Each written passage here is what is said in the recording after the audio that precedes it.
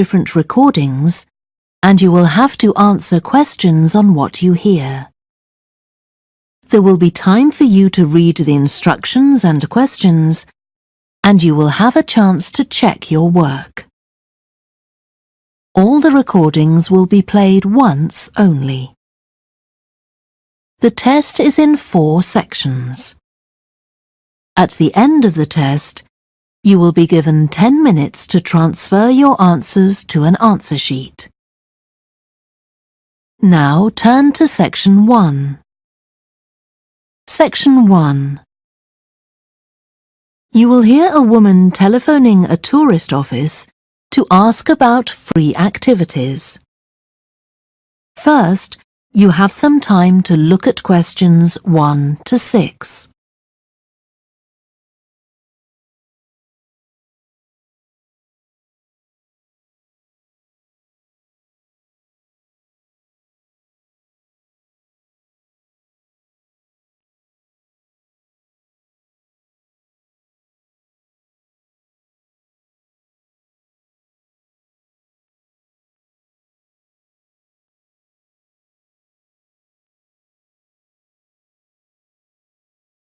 You will see that there is an example that has been done for you.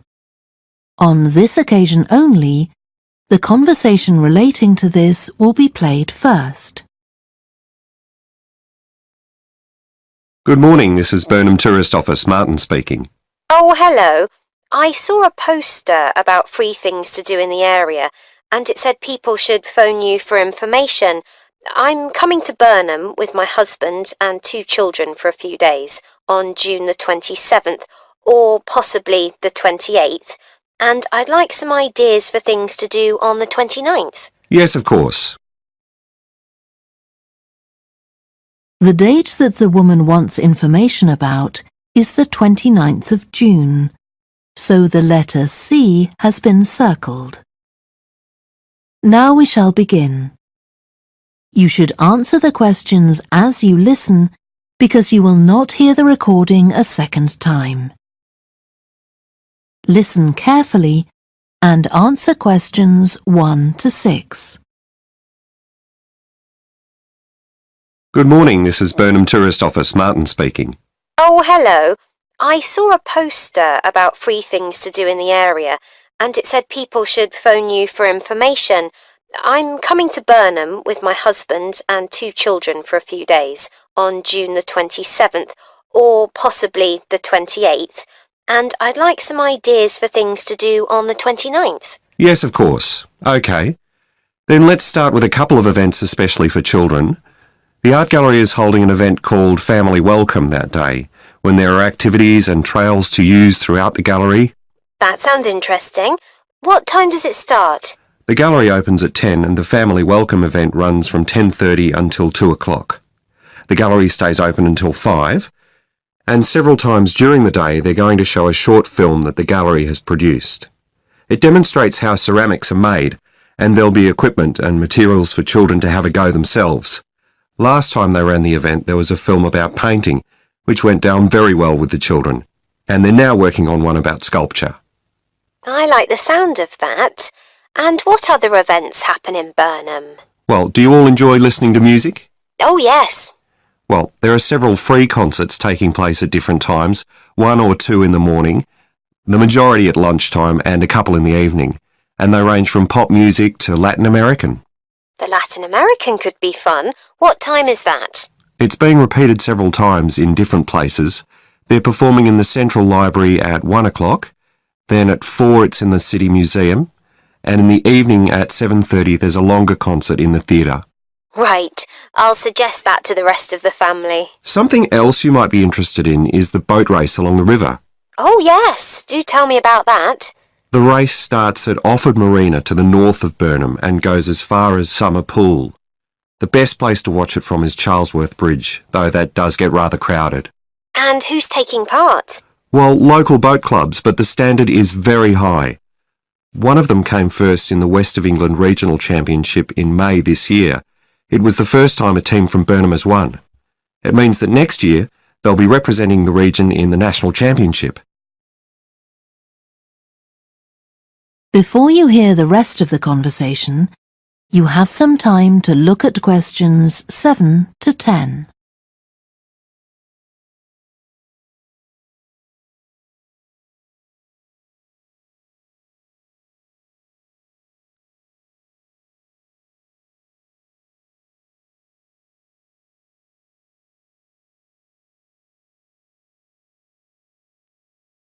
Now listen and answer questions 7 to 10. Now, I've heard something about Paxton Nature Reserve. It's a good place for spotting unusual birds, isn't it? That's right, throughout the year. There is a lake there as well as a river, and they provide a very attractive habitat. So it's a good idea to bring binoculars if you have them.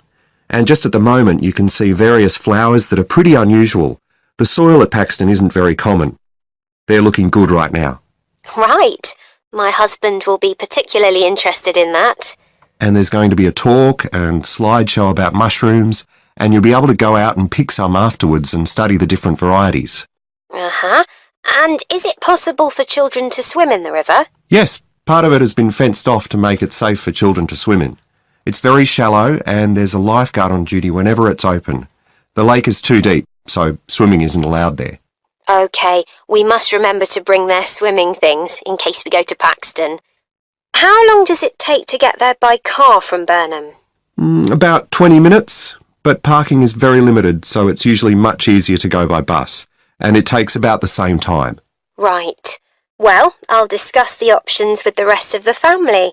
Thanks very much for all your help. You're welcome. Goodbye. Bye. That is the end of section 1. You now have half a minute to check your answers.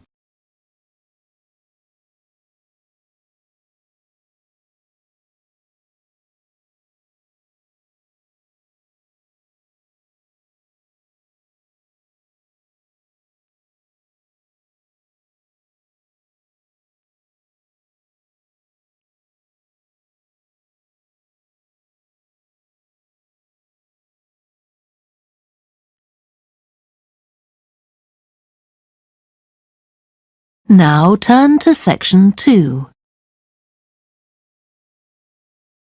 Section 2. You will hear a talk given by a woman called Shona Ferguson about changes in a town called Barford. First, you have some time to look at questions 11 to 15.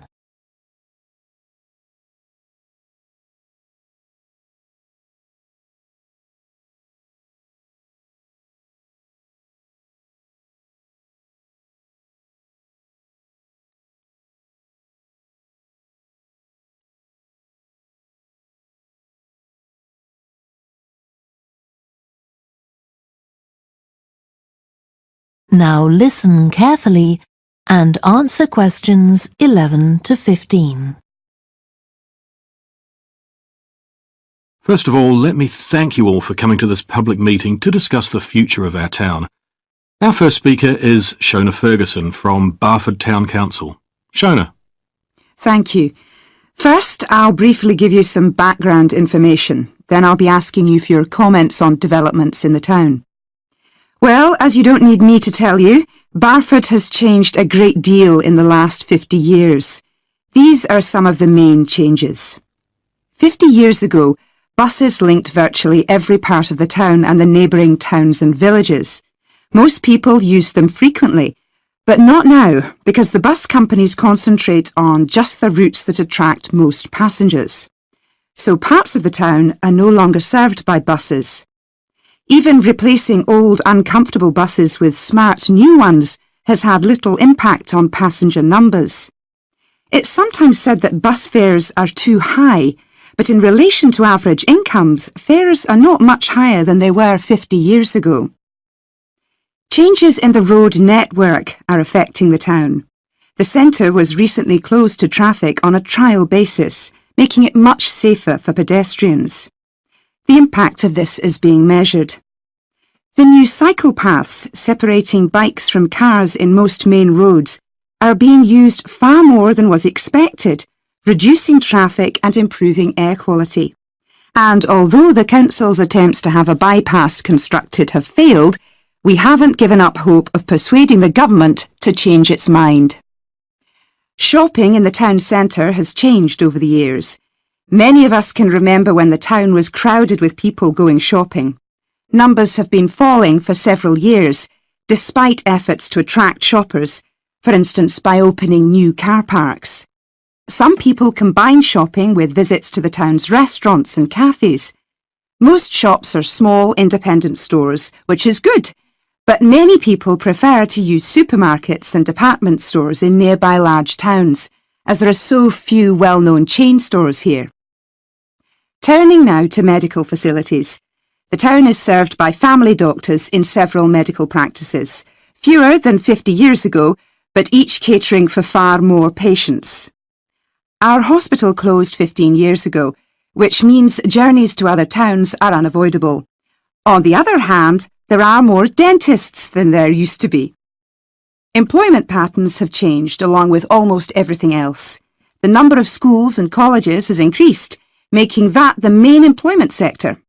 Services such as website design and accountancy have grown in importance, and surprisingly perhaps, manufacturing hasn't seen the decline that has affected it in other parts of the country.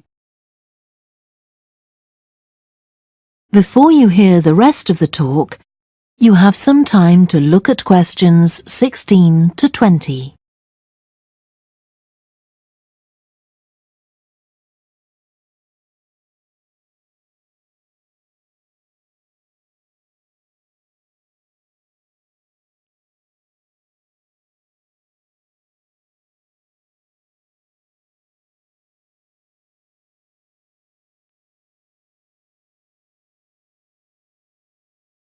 Now listen and answer questions 16 to 20. Now I'll very quickly outline current plans for some of the town's facilities, before asking for your comments. As you'll know if you regularly use the car park at the railway station, it's usually full. The railway company applied for permission to replace it with a multi-storey car park, but that was refused. Instead, the company has bought some adjoining land, and this will be used to increase the number of parking spaces. The Grand, the old cinema in the High Street, will close at the end of the year and reopen on a different site. You've probably seen the building under construction. The plan is to have 3 screens with fewer seats rather than just the one large auditorium in the old cinema. I expect many of you shop in the indoor market. It's become more and more shabby looking, and because of fears about safety, it was threatened with demolition. The good news is that it will close for 6 weeks to be made safe and redecorated, and the improved building will open in July. Lots of people use the library, including school and college students who go there to study. The council has managed to secure funding to keep the library open later into the evening, twice a week. We would like to enlarge the building in the not-too-distant future, but this is by no means definite. There's no limit on access to the nature reserve on the edge of town, and this will continue to be the case. What will change, though, is that the council will no longer be in charge of the area. Instead, it will become the responsibility of a national body that administers most nature reserves in the country. OK, now let me ask you if you have... That is the end of section 2. You now have half a minute to check your answers.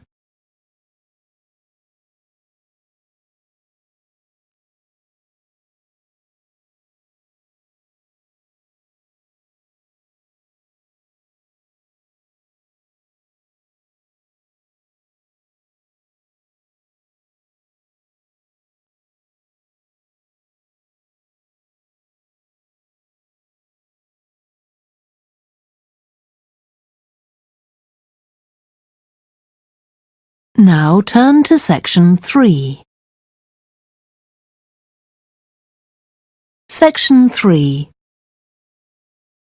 You will hear 2 students called Helen and Jeremy, who are studying creative writing, discussing a project for their course which involves writing and illustrating stories for children.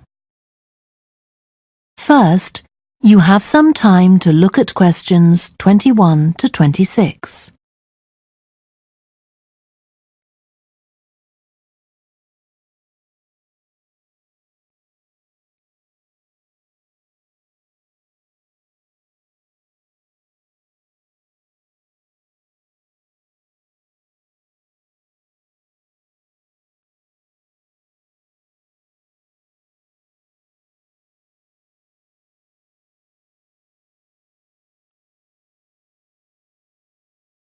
Now listen carefully and answer questions 21 to 26. Hello, Helen. Sorry I'm late. Hi, Jeremy, no problem. Well, we'd better work out where we are on our project, I suppose. Yeah, I've looked at the drawings you've done for my story, The Forest, and I think they're brilliant. They really create the atmosphere I had in mind when I was writing it. Oh, I'm glad you like them. There are just a few suggestions I'd like to make. Go ahead. Now, I'm not sure about the drawing of the cave. It's got trees all around it, which is great, but the drawing's a bit too static, isn't it? I think it needs some action. Yes, there's nothing happening. Perhaps I should add the boy, Malcolm, isn't it? He would be walking up to it. Yes, let's have Malcolm in the drawing. And what about putting in a tiger? The one that he makes friends with a bit later. Maybe it could be sitting under a tree, washing itself. And the tiger stops in the middle of what it's doing when it sees Malcolm walking past. That's a good idea. OK, I'll have a go at that. Then there's the drawing of the crowd of men and women dancing. They're just outside the forest, and there's a lot going on. That's right. You wanted them to be watching a carnival procession, but I thought it would be too crowded. Do you think it works like this? Yes, I like what you've done. The only thing is, could you add Malcolm to it without changing what's already there? What about having him sitting on the tree trunk on the right of the picture? Yes, that would be fine. And do you want him watching the other people? No, he's been left out of all the fun, so I'd like him to be crying. That'll contrast nicely with the next picture where he's laughing at the clowns in the carnival. Right, I'll do that. And then the drawing of the people ice skating in the forest. I wasn't too happy with that one. Because they're supposed to be skating on grass, aren't they? That's right, and it's frozen over. At the moment, it doesn't look quite right. I see what you mean. I'll have another go at that. And I like the wool hats they're wearing. Maybe you could give each of them a scarf as well? Yeah, that's easy enough. They can be streaming out behind the people to suggest they're skating really fast. Great. Well, that's all on the drawings. Right. So you finish writing your story and I just need to finish illustrating it, and my story and your drawings are done. Before you hear the rest of the discussion, you have some time to look at questions 27 to 30.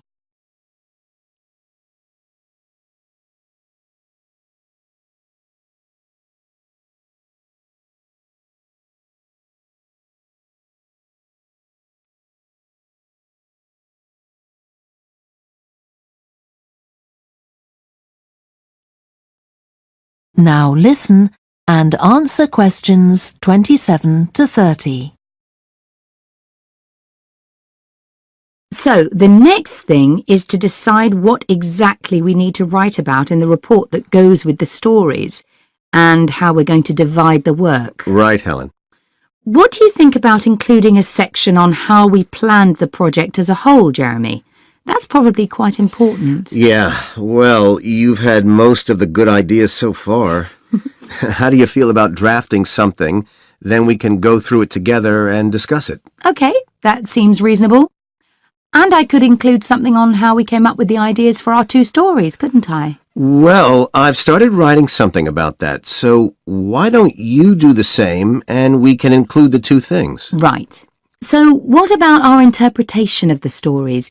Do we need to write about what we think they show, like the value of helping other people or that sort of thing? That's going to come up later, isn't it? Hmm. I think everyone in the class is going to read each other's stories and come up with their own interpretations, which we're going to discuss. Oh, I missed that. So it isn't going to be part of the report at all? No. But we need to write about the illustrations because they're an essential element of children's experience of reading the stories. It's probably easiest for you to write that section, as you know more about drawing than I do. Maybe, but I find it quite hard to write about. I'd be happier if you did it. Okay. So when do you think we can get this ready? That is the end of section 3. You now have half a minute to check your answers.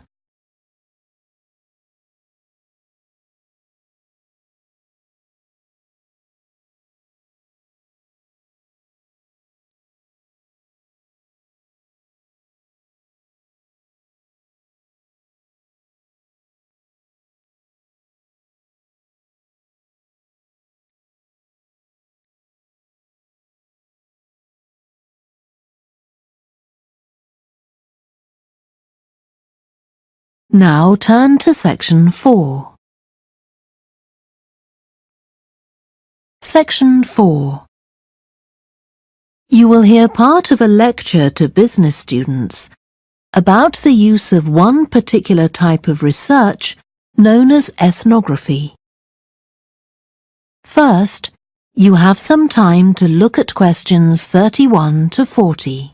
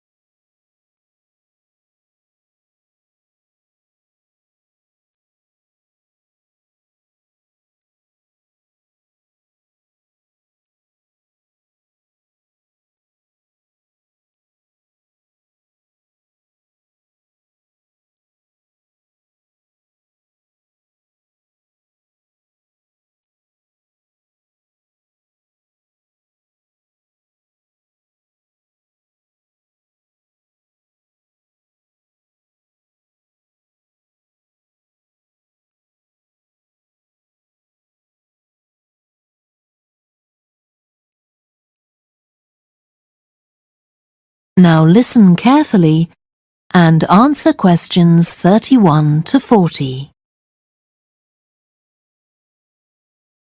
So, what I'm going to talk about to you today is something called ethnography. This is a type of research aimed at exploring the way human cultures work. It was first developed for use in anthropology, and it's also been used in sociology and communication studies. So, what's it got to do with business, you may ask? Well, businesses are finding that ethnography can offer them deeper insight into the possible needs of customers, either present or future, as well as providing valuable information about their attitudes towards existing products.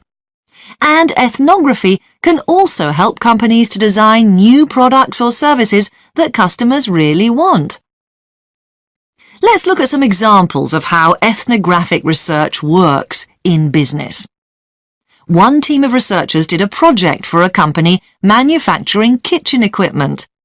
They watched how cooks used measuring cups to measure out things like sugar and flour.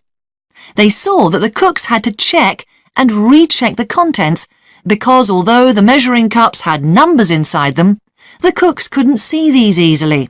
So a new design of cup was developed to overcome this problem, and it was a top seller.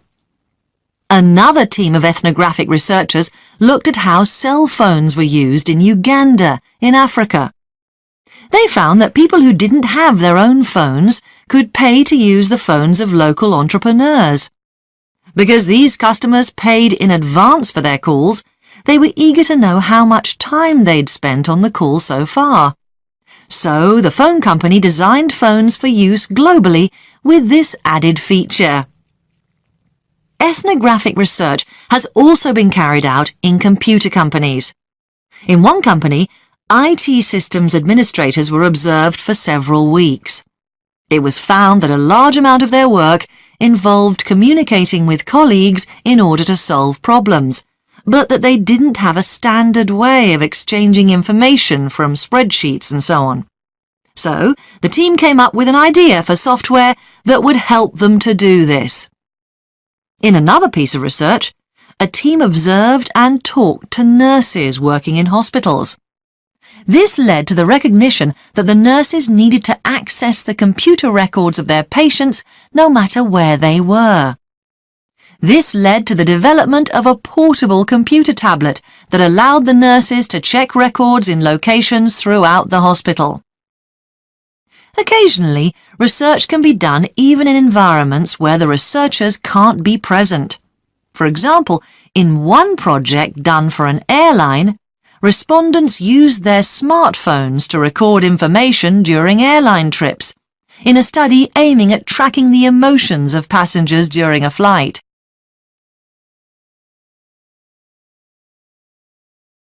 So, what makes studies like these different from ordinary research?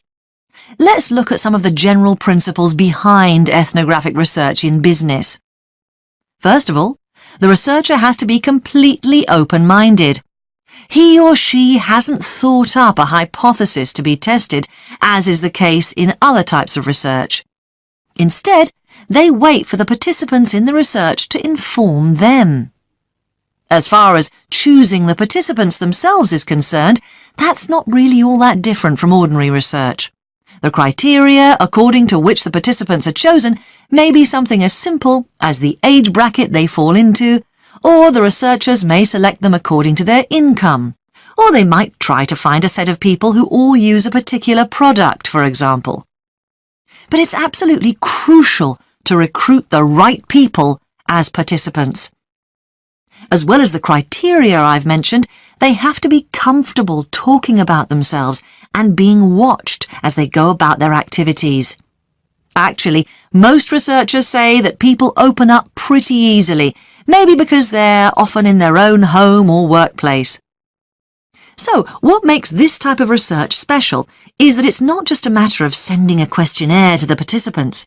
Instead, the research is usually based on first-hand observation of what they are doing at the time. But that doesn't mean that the researcher never talks to the participants.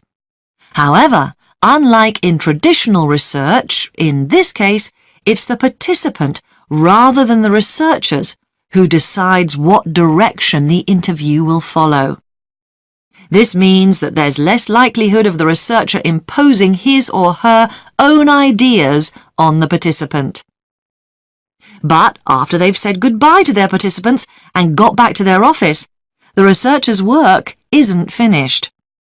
Most researchers estimate that 70 to 80% of their time is spent not on the collecting of data, but on its analysis, looking at photos, listening to recordings and transcribing them, and so on. The researchers may end up with hundreds of pages of notes. And to determine what's significant, they don't focus on the sensational things or the unusual things. Instead, they try to identify a pattern of some sort in all this data and to discern the meaning behind it. This can result in some compelling insights that can, in turn, feed back to the whole design process. That is the end of section 4. You now have half a minute to check your answers.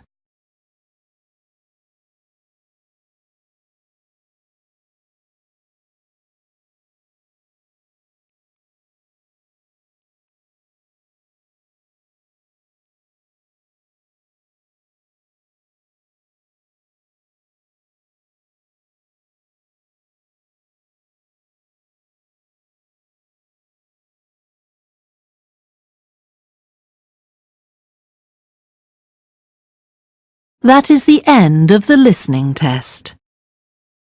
You now have 10 minutes to transfer your answers to the answer sheet. Please stop writing and wait for your question booklet to be collected.